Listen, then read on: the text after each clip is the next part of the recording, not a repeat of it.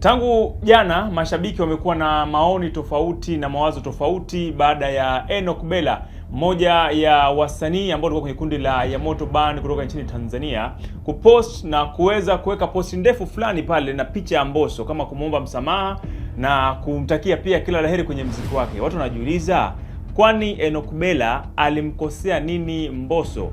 Je, kuomba msamaha waga inaashiria kitu gani?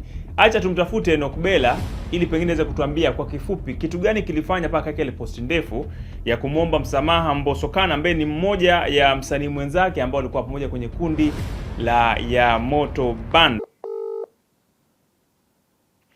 Kaka, inakuwaje bro? Fresh vipi mwanangu? Mimi niko poa kabisa ndugu yangu. Nakuona bana mishe kibao. Harakati ni nyingi kaka. Inakubarika bana, na kurekodi bro hii call. Bana, na kuna video hapa nafanya.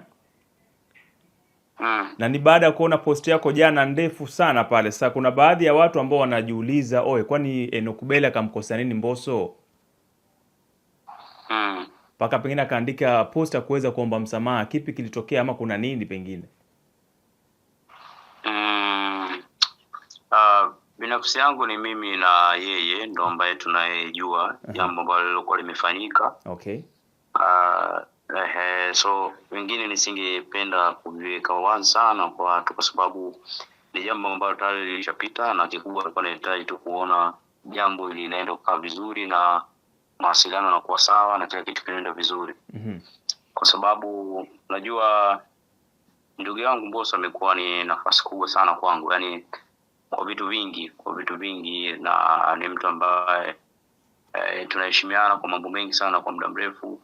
Na sio leo tu, tokea Yamoto amekuwa ni mshikaji ambaye tumekuwa ndugu, yani tumekuwa close sana, ni sio tena marafiki, tukawa ndugu kabisa, kwa sababu baadhi ya vitu vingi sana vya siri tunaelezana, umeona, kibinafsi, maisha hivi na hivyo waga.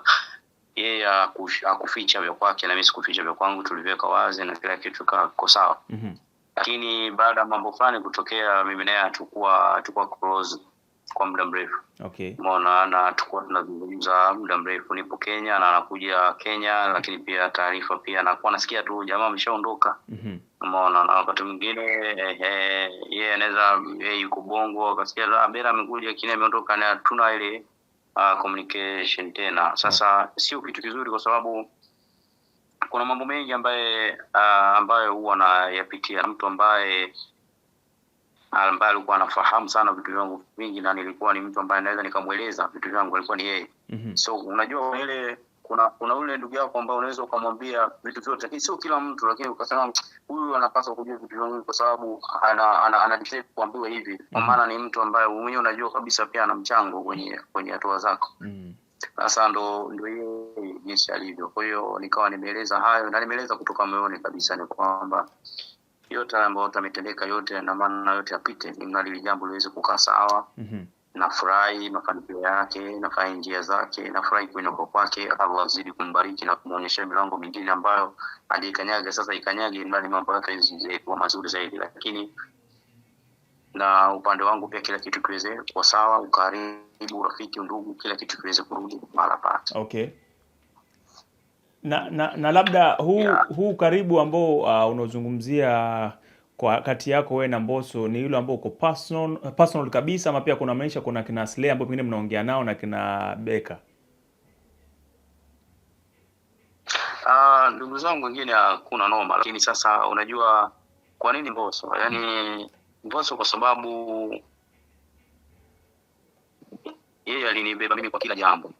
Unaona, tofauti na Slay, tofauti na Beka, yeye alinibeba kwa kila jambo. Kwa hiyo yeye alibeba vitu vyote, naweza nikasema ni mimi pamoja na shughuli zangu zote, wewe za kifamilia, za kwangu mwenyewe binafsi, yote. Kwa hiyo na yeye ni mtu ambaye tulikuwa tunashirikiana kwa vitu vingi. Okay. Unaona, kwa shirikiana kwa mambo mengi, kwenye hatua nyingi tulikuwa tuko pamoja, tunaambizana ukweli, hakuna kufichana, kila kitu kiweze kuwa sawa. Lakini kuna mambo mengi ambayo sometimes yanakuwa yanapita upande wangu mwingine, ni magumu kupita kiasi, ni mazito sana. Sasa naamini kwamba najua hii jambo, mfano kwa Kambosa na nikamweleza hivi na hivi na hivi, jambo lingekuwa jepesi sana kama singekuwa mazito hivi, kwa sababu hakuna mtu mwingine anaweza kalibeba hivi. Kila mtu mwingine anaweza kuona huyu Enoki bwana na tamaa, au Enoki bwana na hivi, huyu Enoki anataka hivi na mwingine ni rahisi sana kukuchoka, lakini yeye ni mtu ambaye hawezi kuchoka, na siku zote hakuwahi kuchoka. Alikuwa anajaribu kutoa support na kuonesha Enoki bro, yani tukifanya hivi na hivi jambo lako linaenda kuwa moja mbili tatu, tunaenda kuwa hivi, naenda kuwa hivi. Sasa nimekuwa nina mtihani huo kwa muda mrefu sana. Okay. Kwa muda mrefu. Kwa sasa ninakuwa wewe mwenyewe ni shahidi, kuna baadhi ya mambo hata sometimes nilikuwa nakutafuta mpaka yuge mwanangu, kuna moja vitu tatu jambo likai sawa, tunafanyaje? True. Tunaelewa. Kwa hiyo yeye alikuwa anaweza kuparticipate kila sehemu, yani kila jambo, kila engo, bwana bro, wewe home kwa hivi kila kitu ndio sawa hivi. Labda tukimalizia tu bro, naona baada ya miezi 10 naogopa hatujapata nyingine mpaka sasa hivi, pengine ni mipangilio ndio pia bado mambo hayajakuwa vizuri ama inakuaje? Bado naogopa, by the way, hata naogopa pia juu aliandika Mbosso nyimbo nzima na watu wengi na sikuwahi kukaga na kuweza kusema hilo swala, lakini pia kuna project ambayo sasa hivi ipo kwa Toti. Producer Toti pale, na ni project mpya na ni kubwa na ni nzuri. Ni project ambayo pia nimeshirikiana na mtu mwingine pia kutoka South Africa, iko poa, lakini kubwa zaidi